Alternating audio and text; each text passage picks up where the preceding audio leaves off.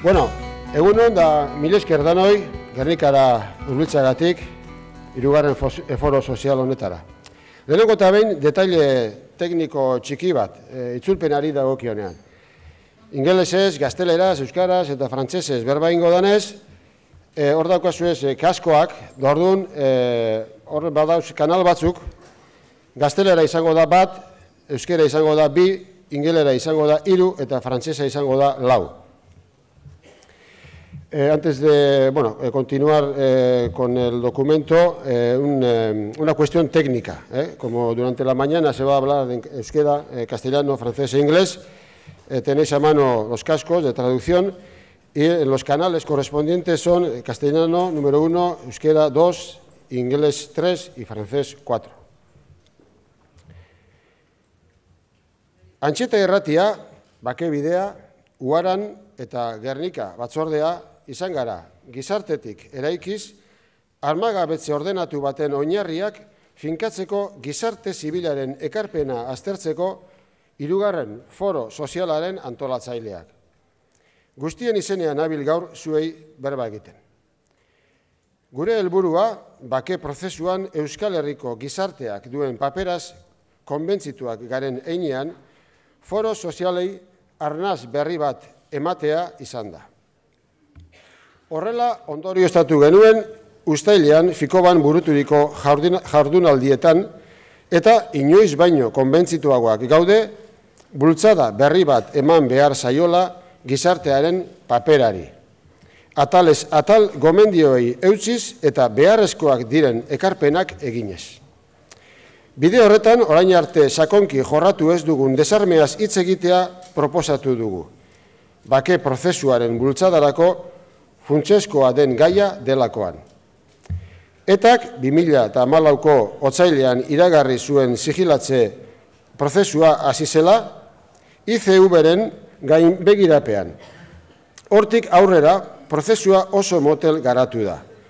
Egoera honetan, irtenbideak bilatu behar dira estatuen blokeoa gainditzeko eta etak zentzuzko denbora tarte batean gauza desan. Gai honi heldu nahi diogu gure ustez irtenbideak aurkitzeko aukerak daudelako. Alde batetik, etak pausoak emateko prestutasuna adierazi duelako. Ipar Euskal Herrian Baionako deklarazioak prozesu horren garapena zehazten duelako. Pariseko deklarazioak prozesu horren beharra azpimarratzen duelako. Eta, azkenik, Eusko Jaurlaritzak berak prozesu honen garapenerako proposamen bat mahai gaineratua duelako. Baldintza guzti horiek kontuan hartuta, armagabetze ordenatu baten oinarriak finkatzeko gizarte zibilaren ekarpena bideratu nahi dugu gaur. Bestalde, azken egunotan Kolonbiatik oso berri itxaropentsuak jaso ditugu. Bake prozesuan aurrera pausu nabarmenak eman dituzte. Eta garrantzitsua iruditzen zaigu, prozesu honi momentu bat dedikatzea, erreferentzia importantea bilakatzen ari delako. Gaurko egun honetan, gure omenaldi txikia eskaini nahi diegu foro sozialaren eta bake prozesuaren hastapenetatik lanean egon diren lagunei. Bake bideako kidei eta bereziki lokarriko kidei egin zuten lanak fruituak ekarri dituelako eta ekarriko dituelako ere. Txalo bat beraz, haientzako.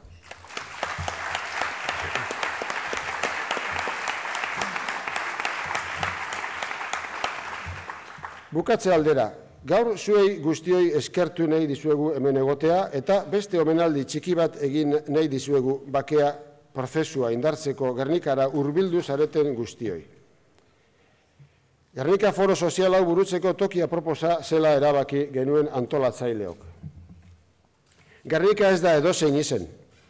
Gernikak ez du edozein historia. Gernikarena ez da edozelako memoria.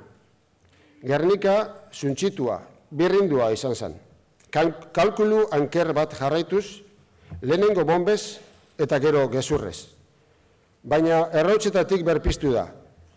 Bere memoria ez da ondoa jota dagoen ontzia. Bere memoria abian doa.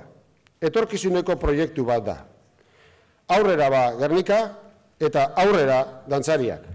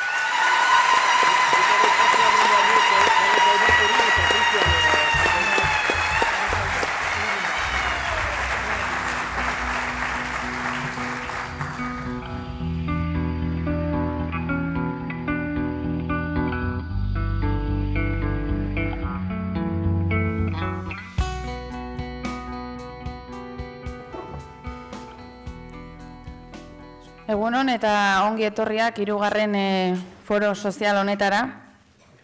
Hasi aurretik, ohar pare bat egin behar dizkizuegu, alde batetik metodologiaren inguruan, izena eman duzuenean kartoi bana eman dizuete, eta bertan idatzi behar duzue ponentei edo izlariei egingo zenieketen galdera, modu argi batean mesedez eta baita nori zuzendua dagon ere, eta hainbat kide pasako dira tarteka galdera biltzera.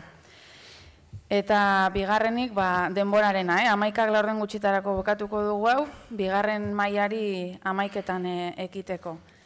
Beraz, izlariei ere esan bakoitzari 20 minutu dauzkatela, naiz eta errepikatuko diegun gero ere.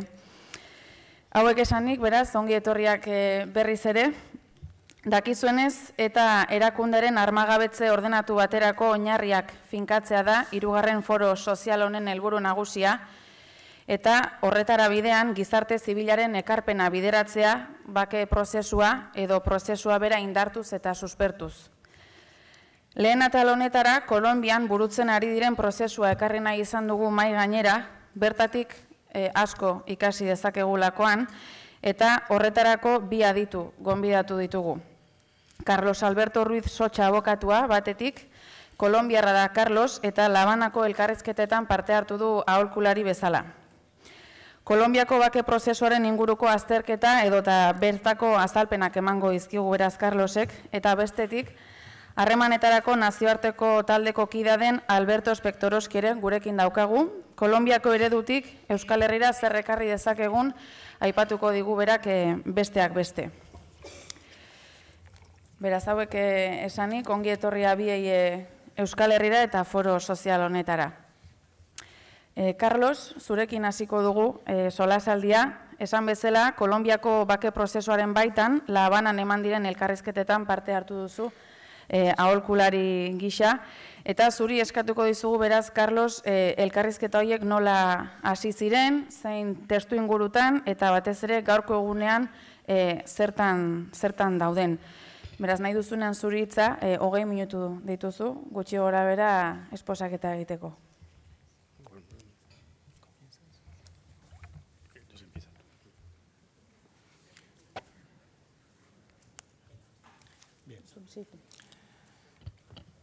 Eskerrik asko, buenos días a todas y todas, en primer lugar a las entidades y personas que han organizado este foro, este encuentro y que han propiciado que en él también podamos hablar de la situación de Colombia, del proceso de paz, y hacerlo además aquí en un sitio de gran significación en la memoria, en la resistencia,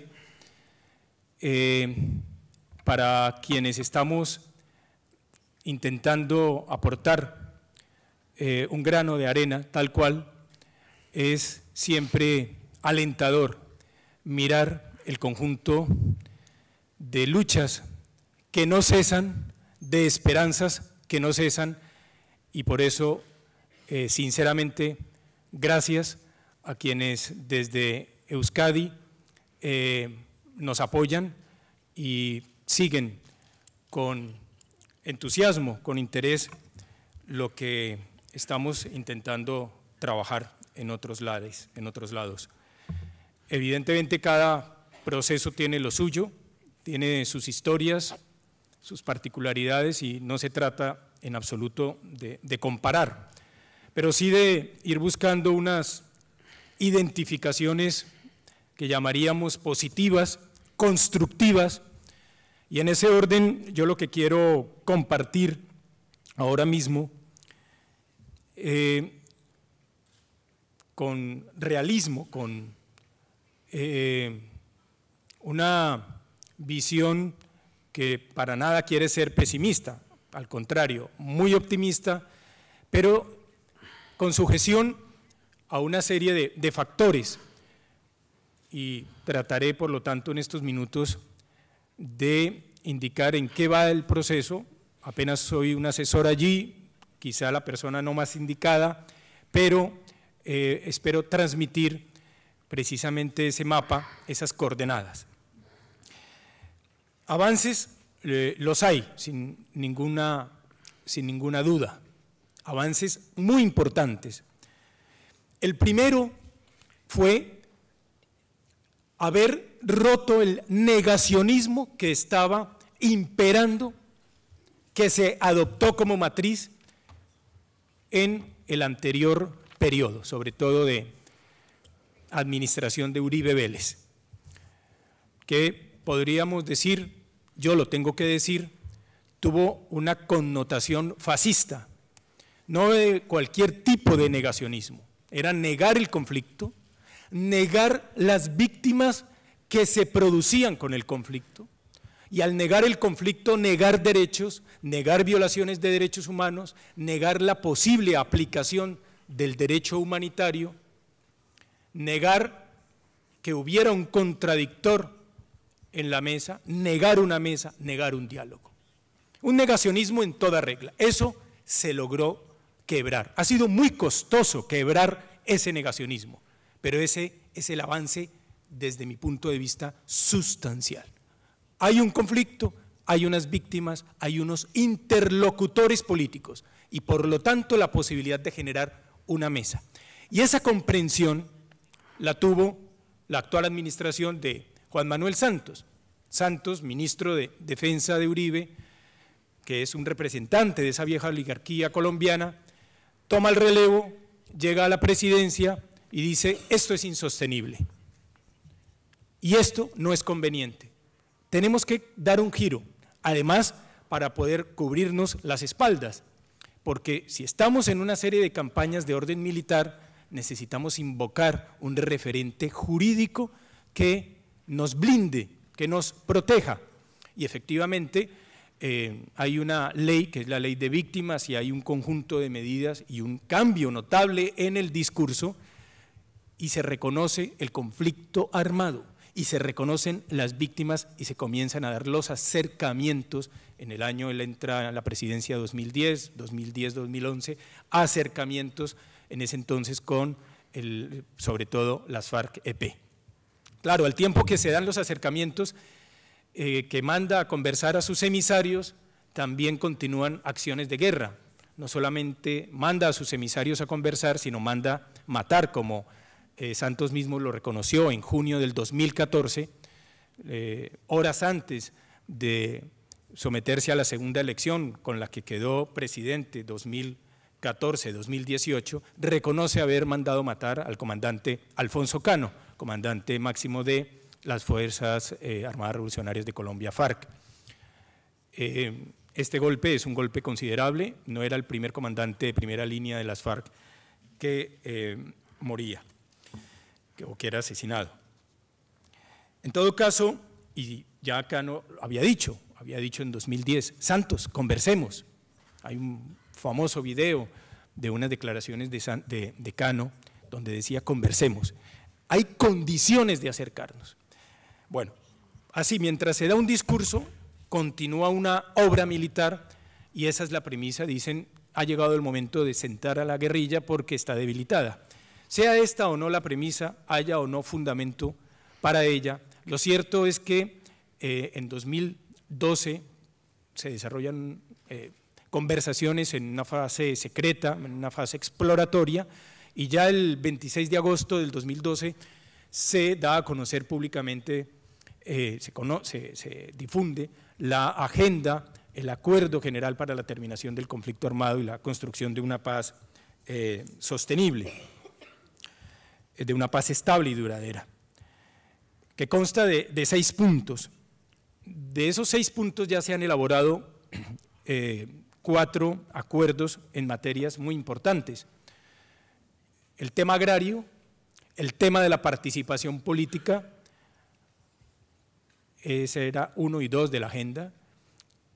El tema 4 de la agenda, que pasó a ser el tercero en la sucesión de temas tratados, que es el tema de las drogas ilícitas.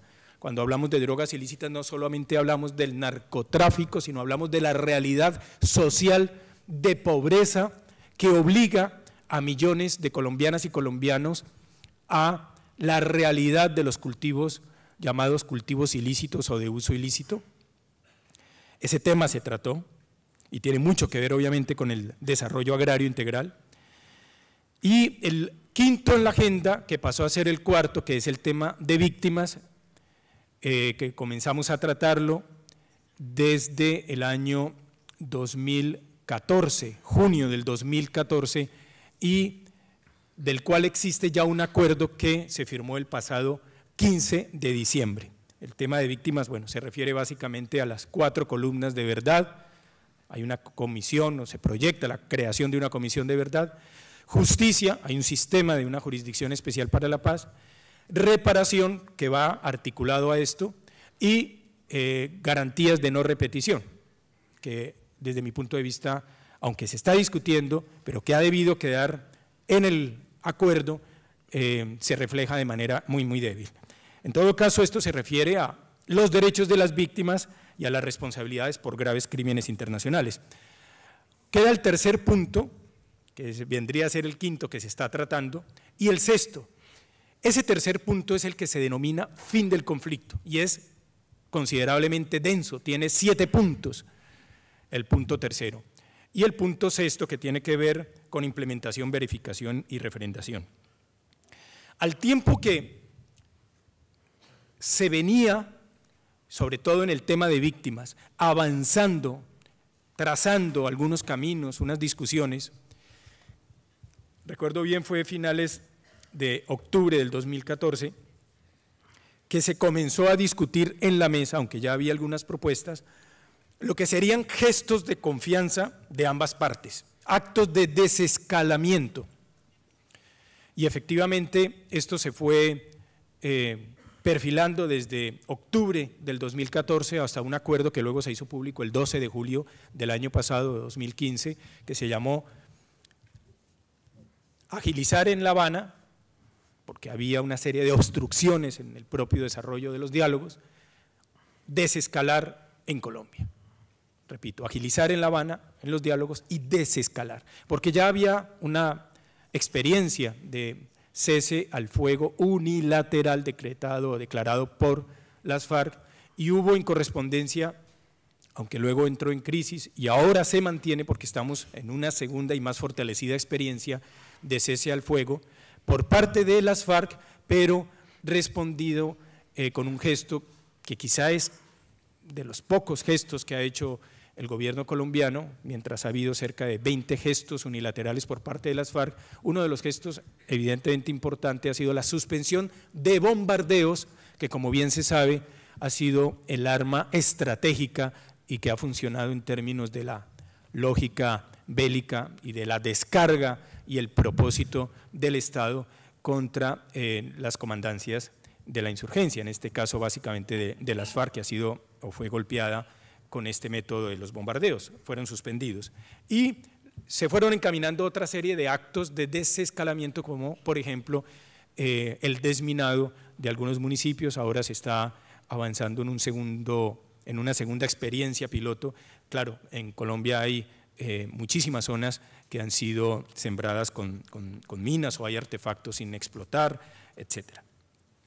De los puntos del punto tercero, que son 7, repito, que son densos, que son fundamentales. El primero es el tema del cese al fuego, sobre el cual hay avances, hay ya unos esquemas de un cese al fuego bilateral y de hostilidades definitivo, aunque, y no le falta razón a las FARC al plantear que ya hoy técnicamente hay un cese al fuego bilateral, en gran medida, la visión del gobierno es, este será cuando haya ya condiciones de no ir hacia atrás, o sea irreversible y por lo tanto, al tiempo que se habla del cese al fuego, hay que hablar de la dejación de armas y para ello de la concentración de tropa guerrillera. Y de eso se está conversando y son los 2 primeros puntos de ese punto tercero, cese al fuego y de hostilidades y la dejación de armas y reincorporación de las FARC a la vida civil en lo económico, lo social y lo político de acuerdo a sus intereses, dice la agenda. Y hay algunas propuestas, repito, por ejemplo, para la entrega, que no será entrega, me corrijo, será dejación de armas, es decir, para no usarlas, para aislarse de ellas, bien sea, por ejemplo, siguiendo el modelo irlandés de un de eventuales depósitos en contenedores, de monitoreo y paulatina destrucción. El tercer punto, del punto tercero, tiene que ver con la revisión de la situación jurídica de las personas privadas de la libertad acusadas de pertenecer o colaborar con las FARC-EP. Aquí hay muy pequeños avances, hay un indulto apenas ahora que cobija a 30 de los 1000, casi 300 guerrilleros o guerrilleras de las FARC. Es un mini indulto, como lo ha llamado un comandante de las FARC, y es un mini indulto que apenas se está cumpliendo y con serias dificultades en el trámite. El cuarto punto, que no se ha cumplido ni el quinto, ni el sexto, ni el séptimo, por parte del gobierno, tiene que ver con la necesaria intensificación del combate a esas estructuras que nosotros llamamos paramilitares, que el gobierno niega sean paramilitares y ha dicho son bandas criminales.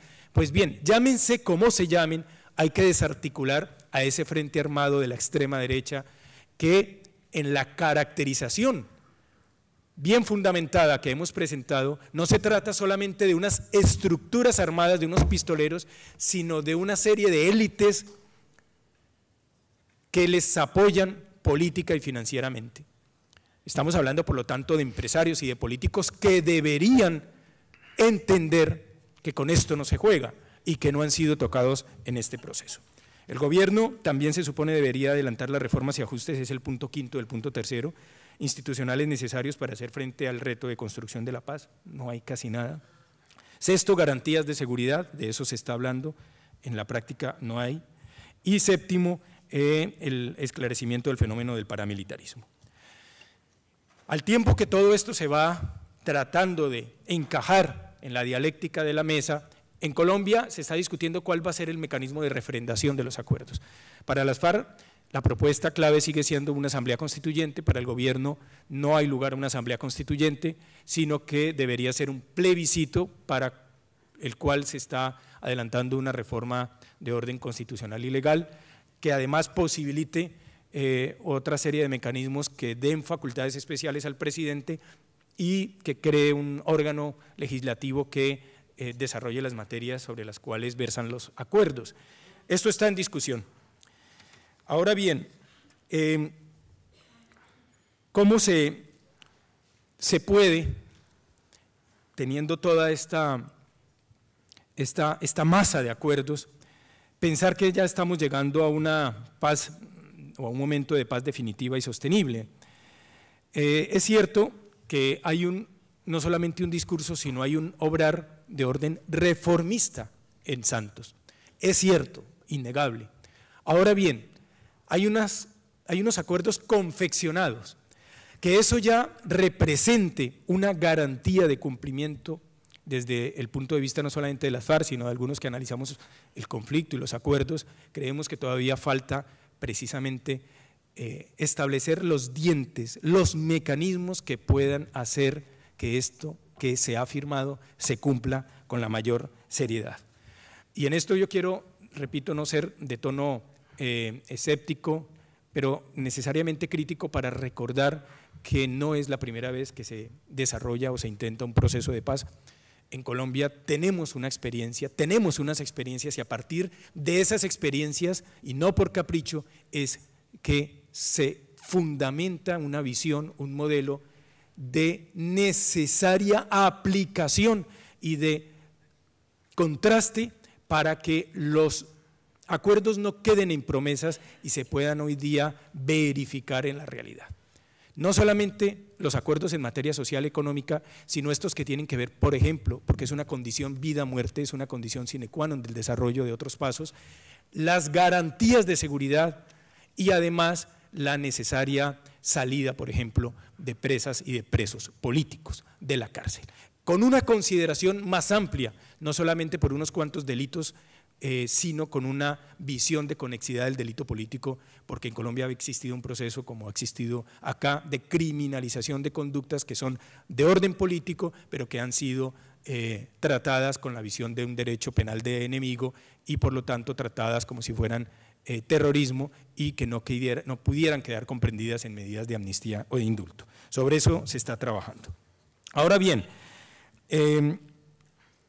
Hay una serie de causas objetivas y de necesidades que el proceso mismo pues está reflejando en La Habana, y no solamente en La Habana, sino, lo venía ahora comentando con Cristian unos minutos, que tiene que ver con la necesaria puesta en marcha del otro proceso, que es el proceso con el Ejército de Liberación Nacional. Ese proceso no ha andado, está en fase secreta, está en fase exploratoria, y si no se verifica ya la entrada en fase pública y el desarrollo de este otro proceso, el proceso de cierre del conflicto armado en Colombia no va a ser. Ahora bien, de lo que se ha conocido, y es una posición que quiero, y voy cerrando con esto, compartir, es quizá la visión que ahí existe de la necesaria participación y fuerte participación en ese otro proceso que estaría por abrirse de la sociedad civil. Lo que hemos leído, lo que se ha formulado públicamente por la comandancia del ELN, tiene que ver con que la verdadera paz no se vaya manifestando simplemente en papeles, sino en pasos de transformación de la realidad del conflicto, o sea, no hacerlo un ejercicio académico. Y para eso se llama una especie de diagnóstico participativo al conjunto de la sociedad para que sea ella la que tome el relevo o se haga presente de manera fuerte, patente, en el escenario de diálogos que se pueda abrir con el Ejército de Liberación Nacional. Esto no contradice, esto complementa obviamente la visión que se ha trabajado en La Habana, y para muchos de los temas y de las temáticas, digamos, más complejas o de las problemáticas que hay que abordar, es cierto que nos representa o nos representaría un modelo con unas características, digamos, que nos crean ilusión, que nos obligarían obligan a los sectores sociales y al movimiento popular en Colombia a identificar precisamente esas causas y esos problemas como suyos y a participar de la manera más activa, no solamente en lo que pueden ser, como ya se ha hecho con las FARC, actos de desescalamiento. Por ejemplo, hay un frente que es de la sociedad civil, que es un frente por la paz, que ha verificado el cese al fuego unilateral decretado o declarado por las FARC. Asimismo, que pudiera participar la sociedad civil no solamente en la verificación de ese eventual cese al fuego, que ya en las actuales condiciones tendría que ser un cese al fuego trilateral, bilateral en el sentido de insurgencia, Estado, trilateral porque sería FARC, ELN y Estado colombiano. Sería la condición propicia para el avance de ambas mesas de negociación. Con esto quiero terminar, solamente agradecer y alentar para que nos acompañemos. Hay muchísimos retos todavía en La Habana y hay un gran reto que es el inicio de las conversaciones con el ELN. Allí se está con noticias alentadoras. Esta semana Naciones Unidas y CELAC, ayer mismo, van a participar, se ha confirmado, como cuerpos verificadores del cese al fuego. Eso es un gran logro. Pero es necesario brindar garantías a la sociedad civil.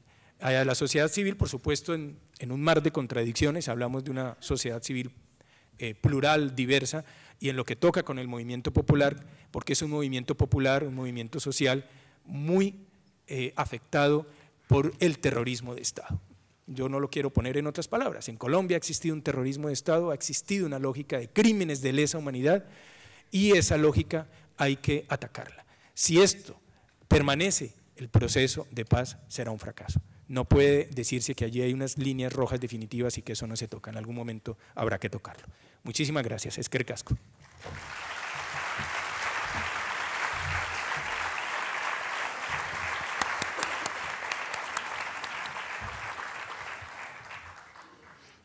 Mi esker, Carlos.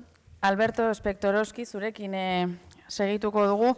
Nazioarteko harreman taldeko kide zara eta Carlosen esanak aintzat harturik eta bereziki Kolonbiako bake prozesuarekin jarraituz, jakinez bertako prozesua elkarrezketetan oinarritzen dela eta justizia transizionalare kontutan hartzen duela.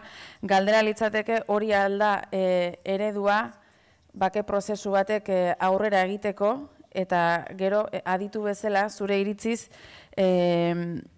halako prozesu batean edo zerk izan du arrakasta edo zein prozesuk funtzionatu du eta zeinek egin du porrot.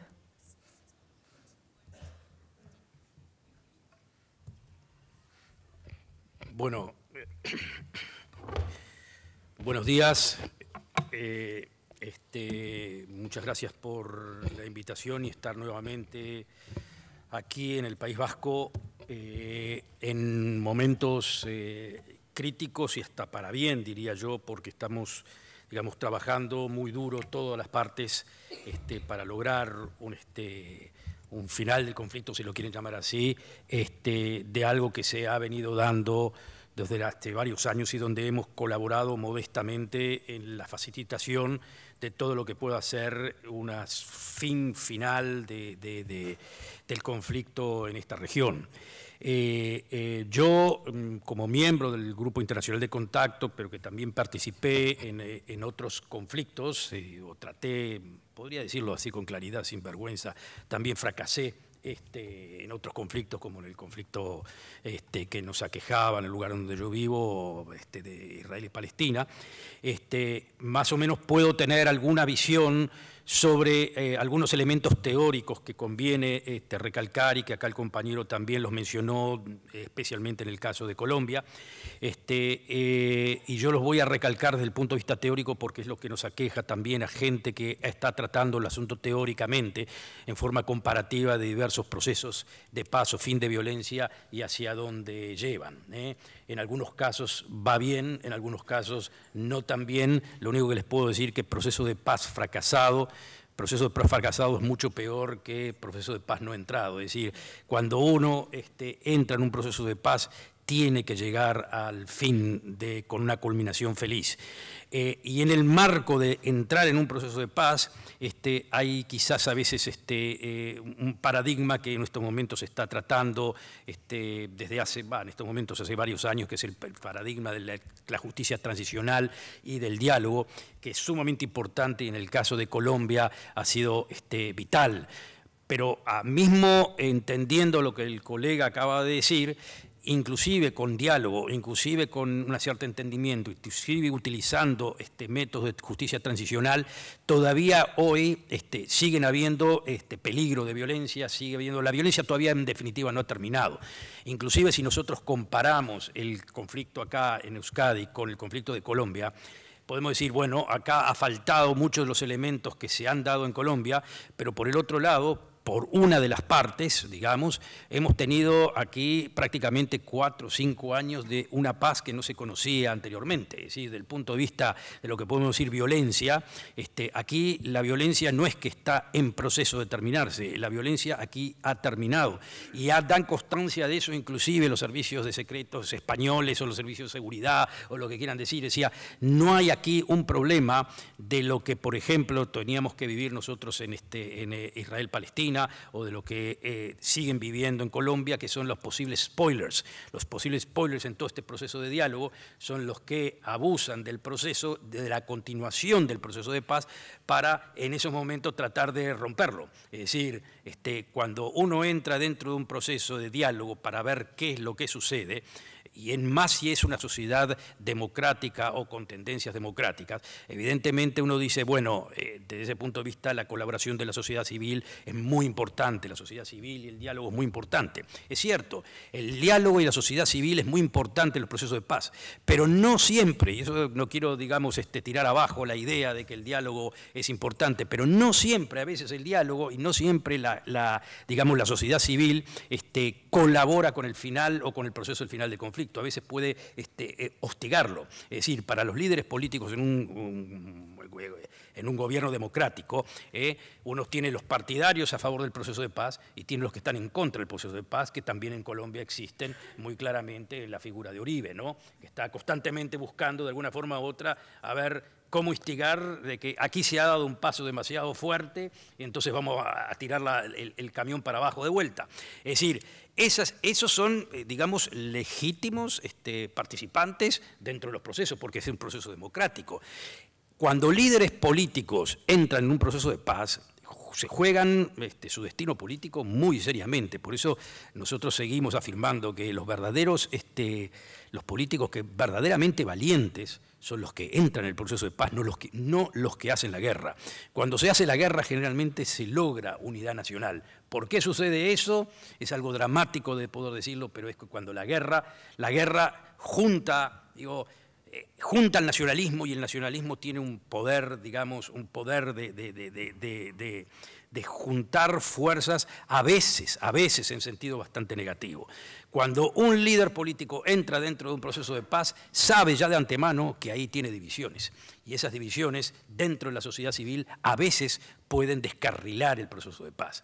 Es decir, hay que tener mucho cuidado con el concepto ese, lo que no quiere decir de que hay que evitar el diálogo, ¿no? El diálogo siempre tiene que ser importante, y el líder político que entra dentro del proceso de paz tiene que tener la valentía suficiente como para aguantar duramente y firmemente las presiones que vienen del otro lado, las presiones que quieren descarrilar el proceso de paz para seguir para adelante. Generalmente esas presiones se dan cuando los spoilers también tienen elementos que pueden causar violencia. Es decir, no solamente alcanza con que uno pueda declarar, bueno, usted está haciendo concesiones demasiado duras, entonces hay que volver para atrás, sino también tiene los instrumentos de violencia, los instrumentos para romper y para crear un mar de fondo constantemente descreativo para los que quieren crear y seguir adelante con el proceso de paz. Es decir, el líder político que entra dentro de eso tiene que tener firmeza y seguir para adelante a pesar de los spoilers que de alguna forma u otra quieren descarrilar el proceso. Nuevamente repito, hay veces cuando vemos en perspectiva el proceso vasco, y sabemos todos que falta mucho todavía para lograr lo que nosotros queremos, pero dentro de los aspectos de la violencia, yo creo que no les tenemos que copiar a nadie. Aquí las cosas han andado en los últimos 5 años en ese aspecto muy bien, y lo estamos percibiendo neta y claramente en el diario vivir acá en las calles de Euskadi. Si esta misma situación la podrían tener, por ejemplo, entre Israel y Palestina, estarían locos de la vida. Si en Colombia llegan a esta situación, estarían también locos de la vida, estarían muy contentos. Lo que quiere decir de que en algunas cosas acá tenemos que copiar algunos otros movimientos en otros conflictos, y en otros conflictos a veces tendrían que ver, no digo copiar porque las situaciones en cada conflicto son diferentes, pero hay una situación acá que nos da un cierto marco de esperanza para que podamos seguir adelante. El hecho de estar viviendo una situación de no violencia en estos momentos, yo creo que es un logro, pero sumamente grande, ¿no? Y obviamente que sin ponerle, digamos, notas a cada una de las partes que juega este partido, obviamente que una de las partes se merece, digamos, el crédito por haber finalizado en forma total y unilateralmente la violencia. Es decir, eso es un punto sumamente importante. En el caso de justicia transicional, como decía anteriormente, es muy importante el concepto de justicia transicional, y se ha aplicado y se está aplicando muy seriamente en el caso de Colombia. Quizás acá podría también ser utilizado, digamos, en cuestiones de prisioneros, en cuestiones de fin de conflicto, en el sentido de poder, de alguna forma, terminar con el asunto de quién ganó y quién perdió, y tratar digamos, a los prisioneros como prisioneros políticos en su totalidad, y poder liberarlos en algún momento, o por lo menos acercarlos a la zona del País Vasco, que eso sería fundamental. Pero, por ejemplo, esos conflictos, ese concepto de justicia transicional en el caso palestino-israelí, por ejemplo, no es un concepto que funciona, no es un conflicto que es tan importante. Es decir, porque en el caso palestino-israelí las cuestiones así de que si prisioneros de guerra o no prisioneros de guerra, el mismo gobierno de Israel no tendría absolutamente ningún problema bueno, acercamiento no quiere decir no quiere decir nada en el caso de Israel, porque el territorio es muy pequeño, pero digamos, inclusive de liberación de prisioneros, porque ahí el problema central sería las pautas de cómo está definido el fin de conflicto. Definido el fin del conflicto, si suponiéndose, y es un caso que siempre lo trataba de mencionar con respecto acá, con respecto a la actitud, hay veces de España con el aspecto de los prisioneros. Si un gobierno, inclusive radical de muy derecha en Israel, recibe, digamos, del órgano que está en estos momentos combatiendo, póngale usted, se llama el Hamas, una petición o un pedido diciendo, miren señores, estamos de acuerdo con el fin del conflicto y del lado de Israel consideran de que el fin de conflicto, el fin de la violencia es creíble. En ese momento toda la cuestión de prisioneros pasa a segundo plano, inclusive los movimientos, digamos, de las víctimas del terrorismo o las víctimas de un lado o del otro se superan en cuestiones, yo no les puedo decir si de minutos o de días, pero es un conflicto, es algo completamente secundario. El asunto de prisioneros, luego de que uno cree de que el otro lado ya está, digamos, sellado en la cuestión del fin de la violencia, no habría en ese sentido ningún problema. Y para España eso es un problema casi vital que hasta resulta un poco chocante en el asunto de que cuando se cree que del otro lado el fin de la violencia está asegurado y sellado y es creíble y afirmado, el asunto de prisioneros y el retorno de prisioneros del País Vasco tendría que ser algo que cae de Maduro, sin ningún problema. Sin embargo, eso, que el gobierno español, este gobierno, otro gobierno, el que sea, lo dificulte, es algo que es muy penoso para España mismo. Eso sería un paso que tendría que ser de humanidad perfectamente, inclusive después pasar a otros pasos que la justicia transicional lo podría hacer perfectamente y que en el caso del País Vasco las condiciones están creadas para que funcione eso justamente porque estamos en el fin de la violencia total. Por eso digo, los conflictos son un tanto diferentes de uno y el otro lado. No quiero decir de que un conflicto es más fácil que el otro, pero hay conflictos que la justicia transicional puede funcionar mejor que en otro lado. En el otro conflicto que acabo de mencionar, la justicia transicional en este momento no funcionaría tan bien, pero sí lo que funcionaría es el caso de tener una visión clara de cuál es el fin del conflicto, de cuáles son las partes, qué es lo que cada una de las partes ambiciona y ahí se termina el asunto. En eso es lo que en el conflicto palestino-israelí no pueden llegar a cabo, no se puede llegar a ninguna conclusión, porque las conclusiones o los pedidos para fin de conflicto de una parte y de la otra son completamente dispares. Al no haber ninguna posibilidad de juntar esas partes, entonces obviamente que todos los diálogos pertinentes al respecto no cuajan ni pueden darse. Entonces lo único que puede darse es, digamos, cese de violencia por momento determinado y vuelta a la violencia en otro momento determinado y una suerte de modus vivendi, que es un modus vivendi, como yo diría, mucho peor que el que se vive acá, ¿no? Porque es un modus vivendi en donde la violencia constantemente está al acecho. En el conflicto con Colombia, aunque menos que ahí, pero más o menos también, por lo que acaba de mencionar el compañero, también está la posibilidad de la violencia, está ahí a flor de piel. Es decir, que nuevamente asegurarse de que el fin de la violencia esté ahí sobre la mesa, finiquitada, y desde ahí en adelante seguir progresando lo otro, es algo que quizás el conflicto vasco pueda enseñarle a los demás. Es decir, que en la comparación de este juego hay muchas cosas que nosotros tenemos que aprender y muchas cosas que ellos pueden aprender de nosotros o de los organismos que han estado siendo parte de este conflicto. Es decir, nuevamente, y como para finalizar lo que tengo para decir en este caso, es de que tenemos que ser muy cuidadosos y fundamentalmente, no por eso mismo, todos los que están envueltos en teoría política, en el caso de comparación de conflictos, se encuentran con esas dificultades de las comparaciones y de cuáles son los parámetros para comparar, porque cada conflicto, cada situación es un mundo aparte y los niveles de violencia son aparte, y por eso mismo digo, el primer paso, que es el fin de la violencia, cuando ya no disparan más los revólveres, las pistolas, las bombas, lo que sea, eso es tan fundamental y tan promisorio para lo que viene después, a pesar de que lo que viene después, que es el asunto de prisioneros, todo eso tiene mucha importancia, tiene mucho que ver y causa mucho dolor.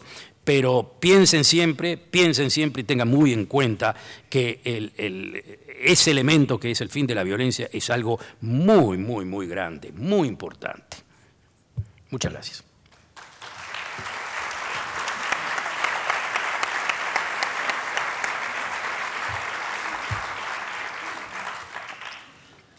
Mi esker, Alberto. Zuen galderak iristen zaizkigun bitartean, nik botako dizuet galdera bat.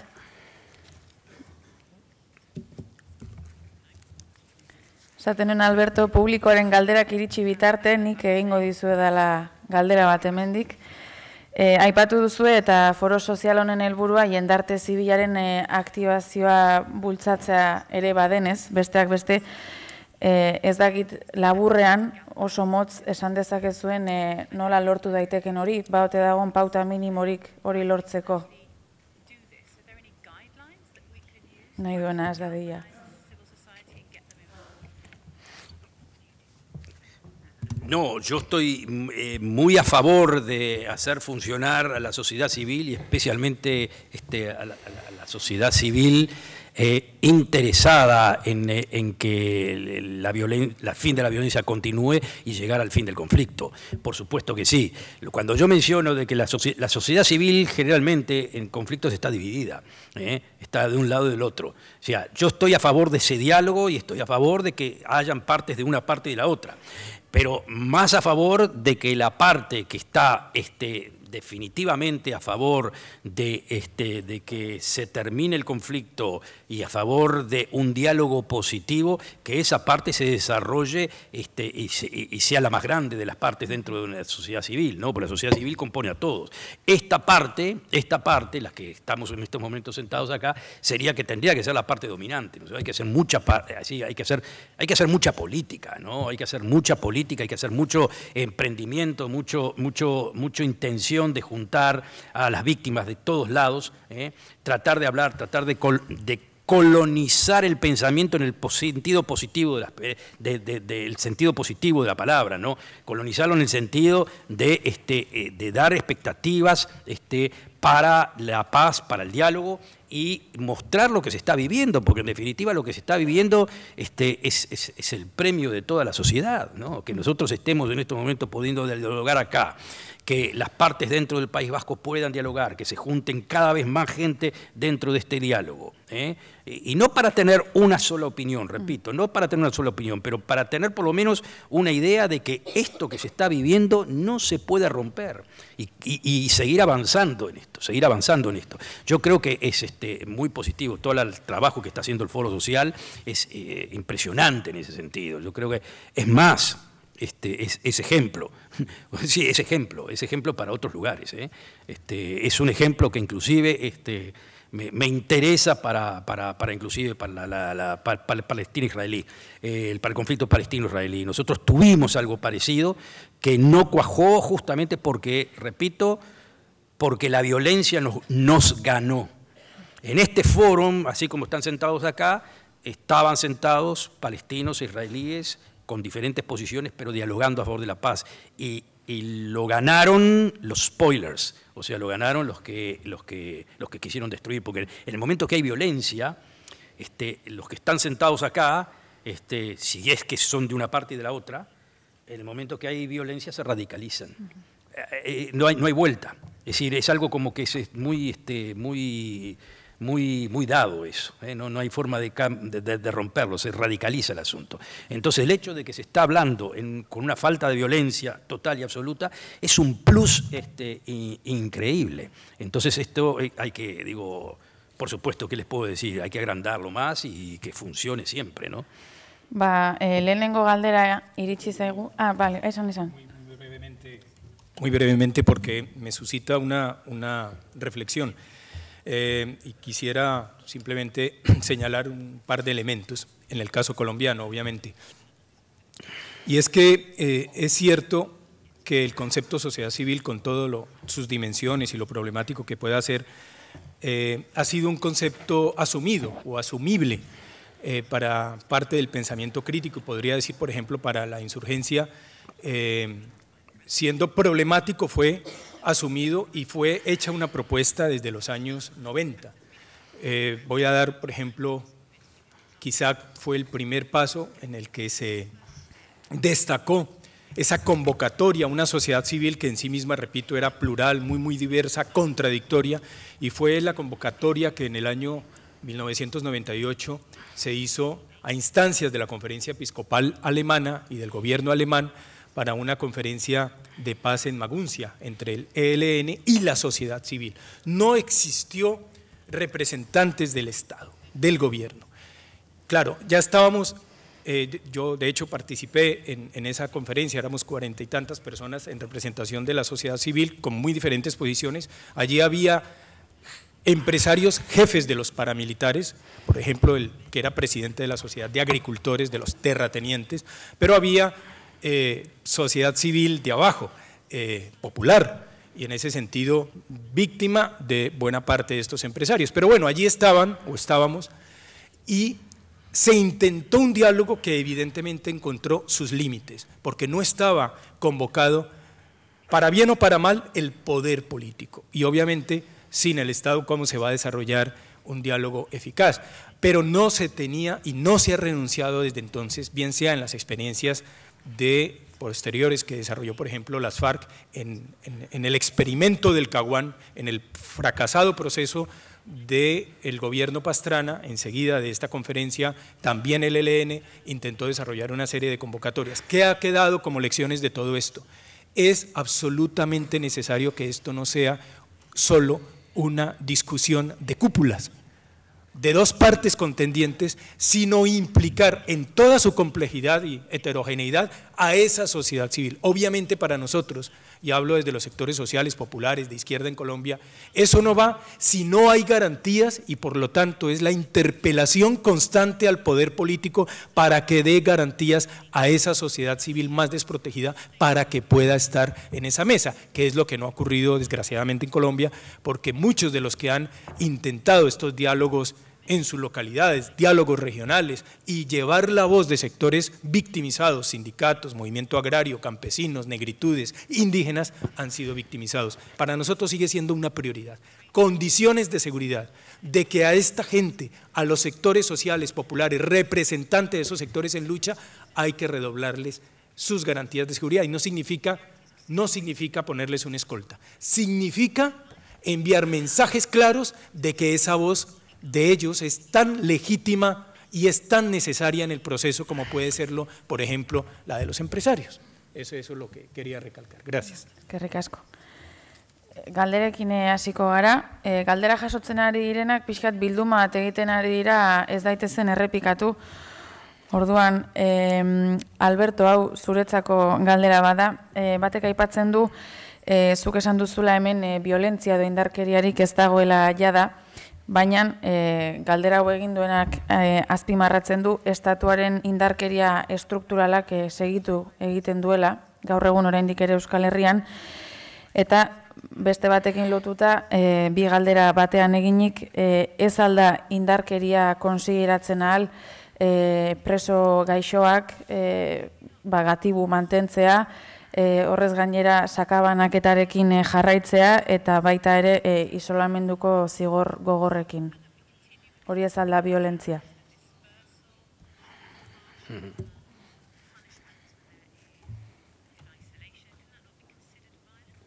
No, por supuesto. Cuando yo me refería a la violencia, no me referí a la violencia estructural, pero que existe y estoy completamente de acuerdo, claro. Existe una violencia estructural, es decir, lo que traté de decir en definitiva, de que una de las partes cumplió su cometido del final de la violencia y falta la otra parte que termine con esa violencia estructural. Ahora, en eso estamos. Lo que pasa es que para esa violencia estructural puede funcionar el diálogo, y el diálogo político, y pueden darse los cambios políticos necesarios para que eso funcione, para que esa violencia estructural se termine.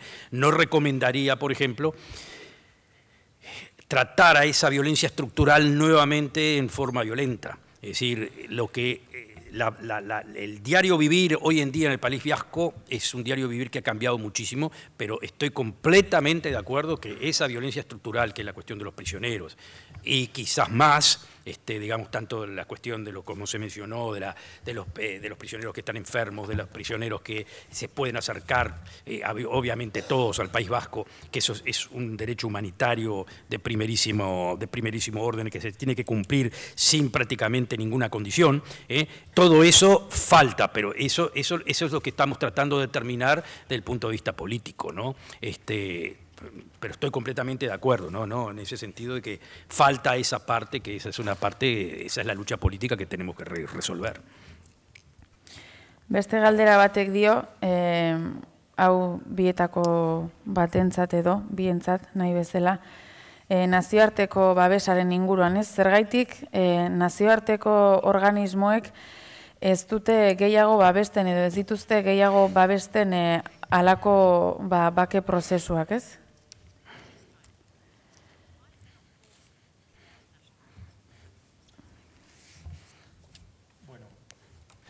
La experiencia colombiana también está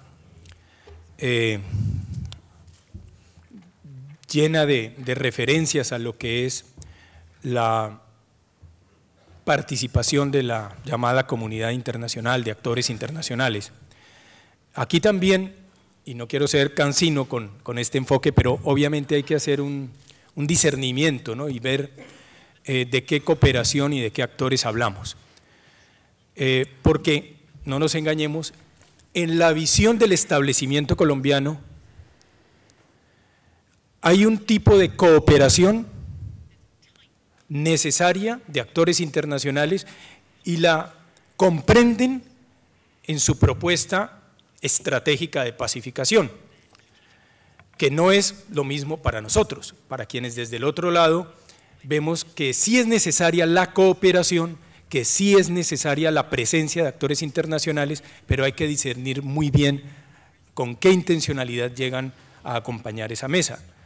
¿Qué día leía yo, y no es sorpresa para ustedes, por el papel que ha jugado los Estados Unidos, que en la visión histórica de lo que hoy día es la resultante de La Habana, del proceso de paz, se dice que esto no había podido ser sin que se hubiera desarrollado el llamado Plan Colombia, que fue un programa militar de los más robustos del planeta, de descarga, estoy hablando de aparato armado, de fortalecimiento, reingeniería de unas fuerzas armadas en favor de una guerra brutal, y dicen, si no hubiera sido por ese Plan Colombia, con la cooperación de actores principalmente Estados Unidos y otros secundarios, europeos, etcétera, no se hubiera podido llegar a ese resultado que es la mesa.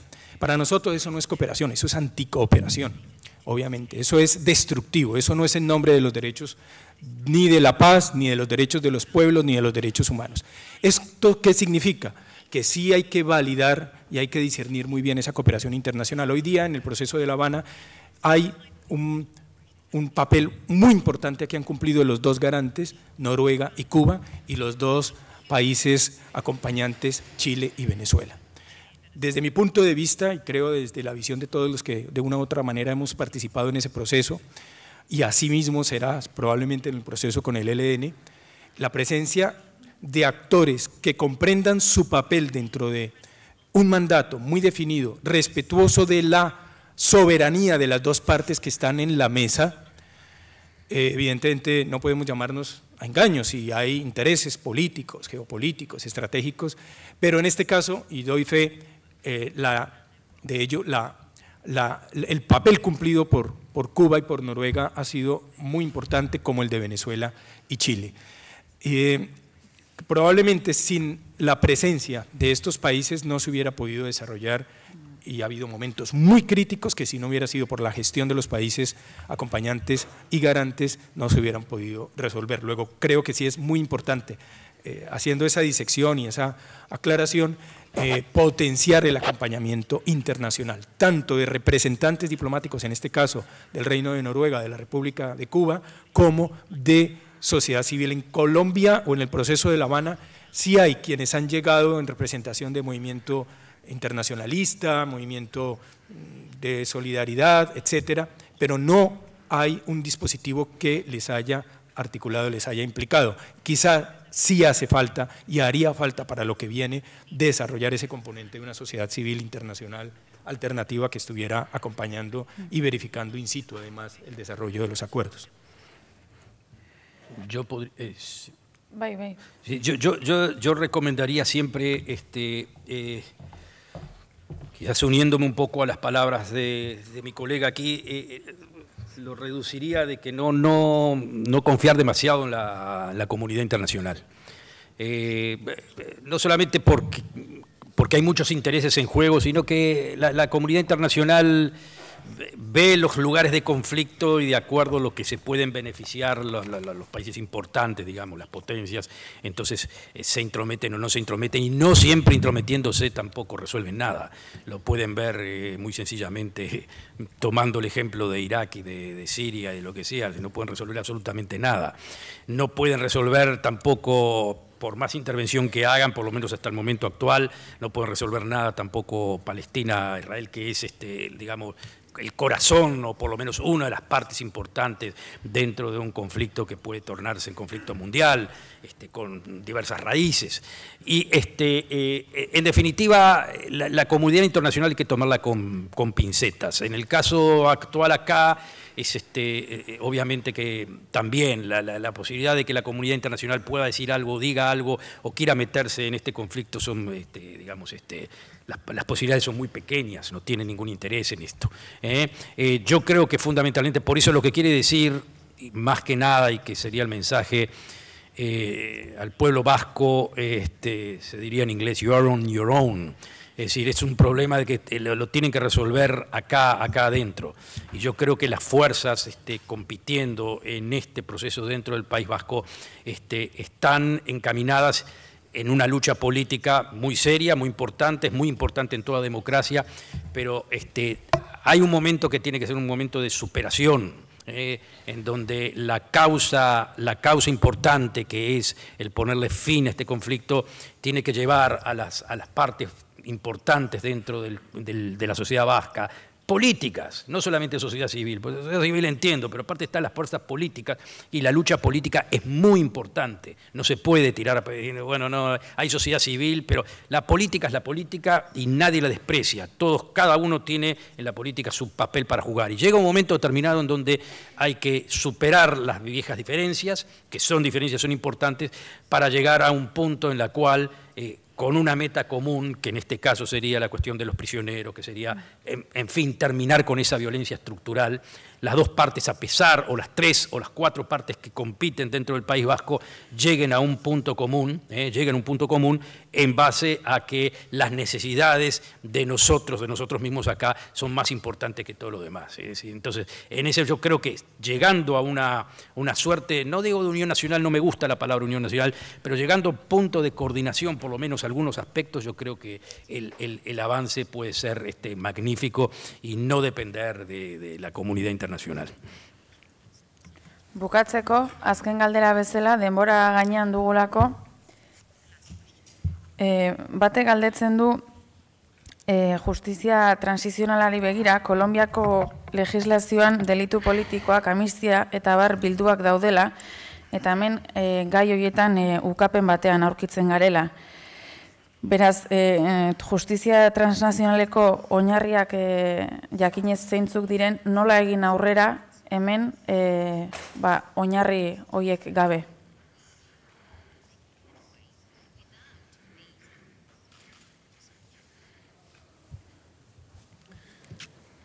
Bueno, es un tema harto complejo. En el caso de Colombia, quizá, no creo equivocarme, es uno de los escenarios donde hay mayor literatura y ejercicios de orden académico y especulativo acumulados durante muchos años. Se habló de justicia transicional, fíjense ustedes, en la época de Álvaro Uribe Vélez, con una ley que Uribe Vélez elaboró para sus necesidades de impunidad con sus aliados, los grupos paramilitares, expide una ley que se llama, paradójicamente, de justicia y paz.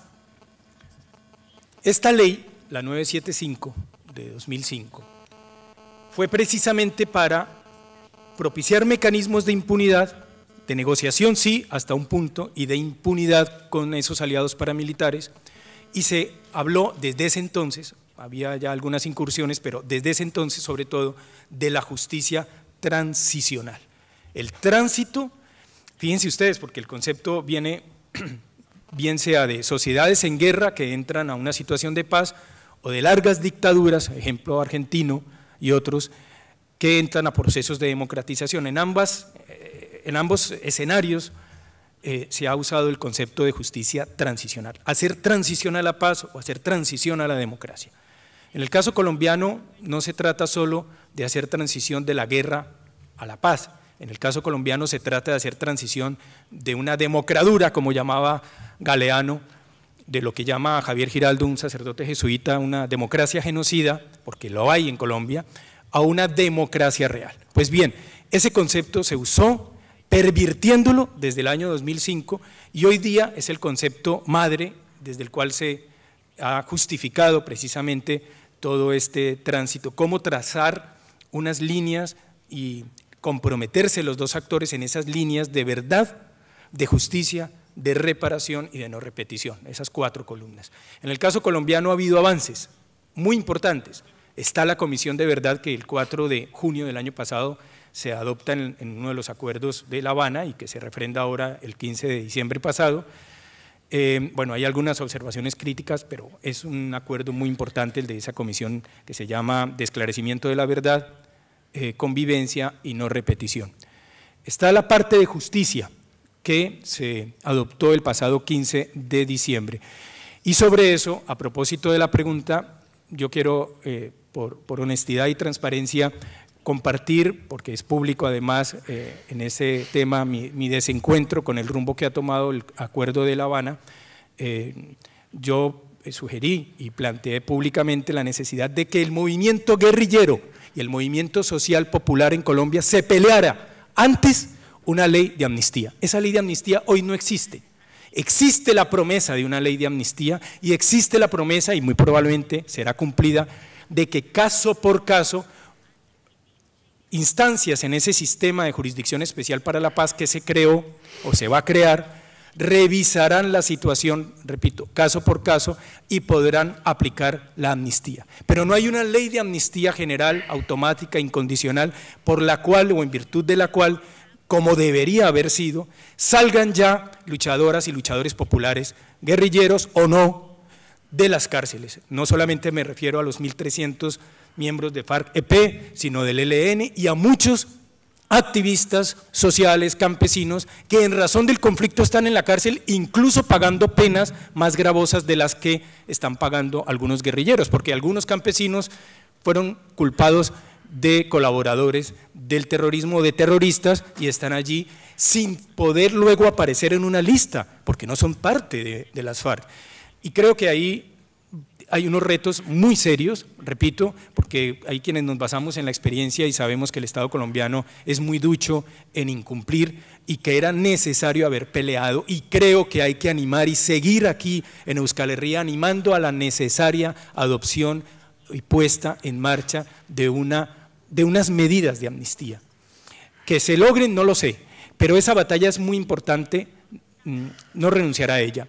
Creo que es importante aprender de las lecciones de Colombia, hay avances muy importantes en ese sistema o en esa jurisdicción, hay algunos, hay otros reparos o críticas, algunos ya han identificado que hay algunos mecanismos de impunidad, como recientemente Human Rights Watch y otras organizaciones internacionales han descrito que hay allí en el acuerdo firmado el 15 de diciembre pasado en La Habana, por ejemplo, al haberse quebrado la cadena de mando, con lo cual algunos militares responderán por crímenes de lesa humanidad o crímenes graves, pero no sus superiores, cuando en el funcionamiento, en la maquinaria de la guerra sucia en Colombia, eso no se hubiera podido llevar a cabo si no hubiera sido con la aquiescencia o la omisión eficiente de altos mandos militares y políticos.